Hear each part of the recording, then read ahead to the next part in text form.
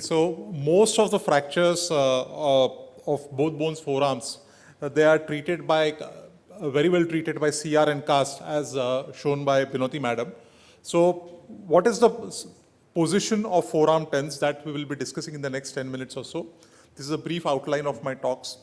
Now firstly, regarding the indications of tens nailing. So all the indications that I have listed here, none of these is an absolute indication. All of these are relative indications.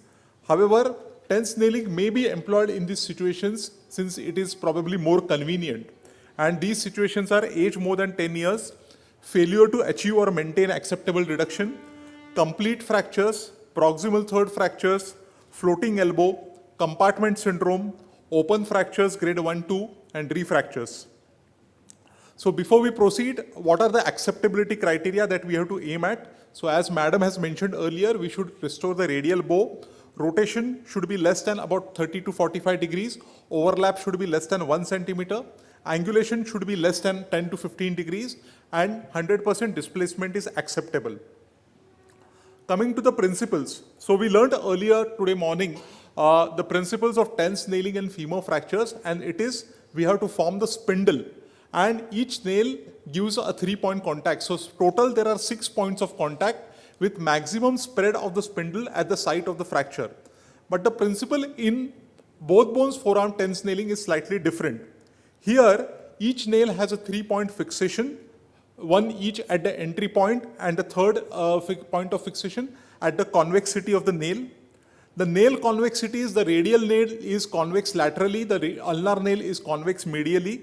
So this gives a safety pin construct which in turn spreads out and stretches the interosseous membrane, which increases the stability of the construct. So this is the principle of tens nailing in radius ulna.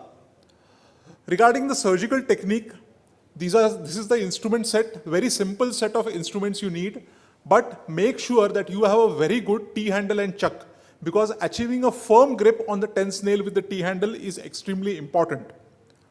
This is the patient position which I generally use. Make sure that the CM monitor is in direct view of the operating surgeon. Which nail should you choose? So the nail should occupy around 60 to 70% of the canal diameter.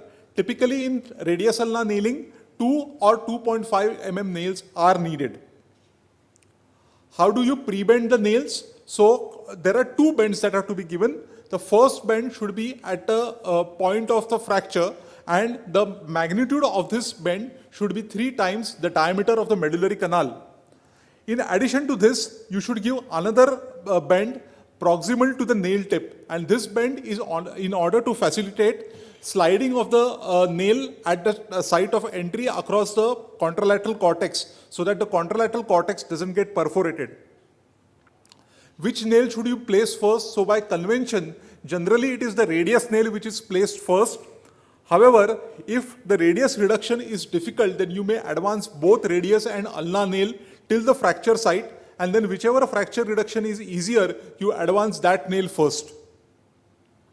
Now let's see, the conventional steps in a nailing where the radius is nailed first. So radius, again, you have 2 options for the entry site. You can either use the dorsal lister tubercle entry point.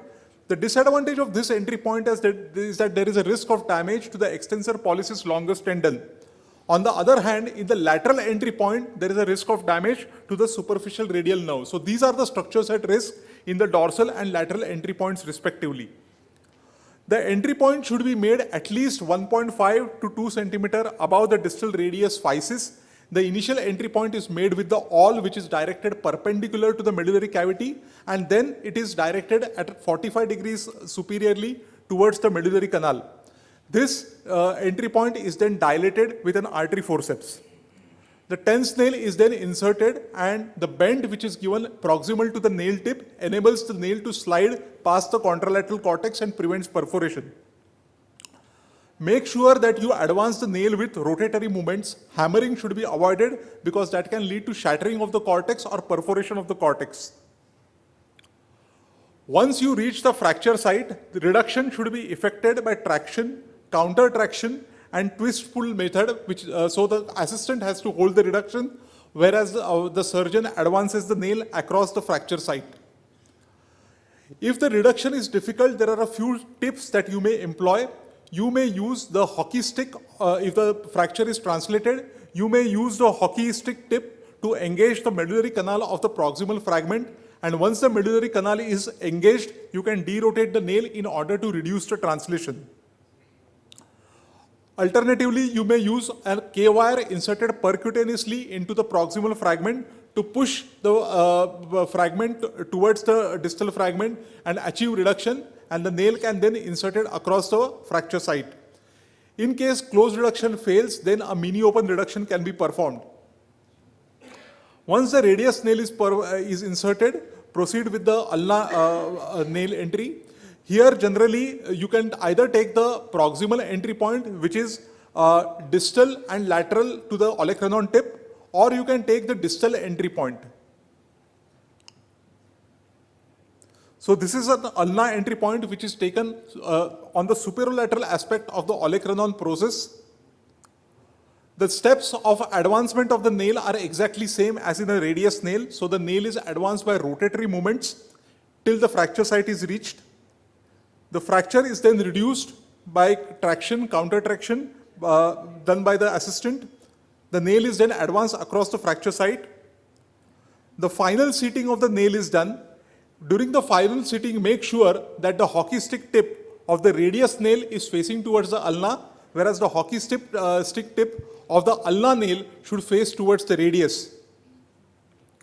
The nail is then cut about 1 centimeter distal to the entry point, and the final seating should be done with a cannulated tap in such a manner that at least about 1 centimeter of the nail tip remains distal to the nail entry point. This is done in order to facilitate easy removal of the nail later on. As seen here, the position of the hockey stick or stick tip of the radius nail is towards the ulna, whereas of the ulna nail it is towards the radius. And the interosseous membrane should be spread adequately at the fracture site. This is done in order to spread out the interosseous membrane and to allow easy pronosupination movements. Aftercare consists of above elbow slab for a period of about 2 weeks. Generally, if the fracture fixation is stable, the slab immobilization can be discontinued and mobilization can be commenced after 2 weeks. However, return to sport should be delayed for at least 3 to 4 months. What are the pitfalls or complications? So with the radius dorsal entry point, there is a risk of injury to the extensor pollicis longus tendon. This can happen either acutely at the time of the surgery, or it can be late presenting, which occurs due to the tendon rubbing against the cut end of the nail. In order to prevent this complication, radius tense nail with dorsal entry point is perhaps the only location where it is recommended that the nail tip be bent upwards so that the nail rests in between the tendons rather than underneath the tendons. With the lateral entry point, as mentioned earlier, the risk is injury to the superficial radial nerve. The other complications we have already mentioned is penetration of the contralateral cortex and injury to the distal radial physis. So take-home points: positioning while doing tense nail in the radius ulna is extremely important in order to achieve easy visualization of the fracture site.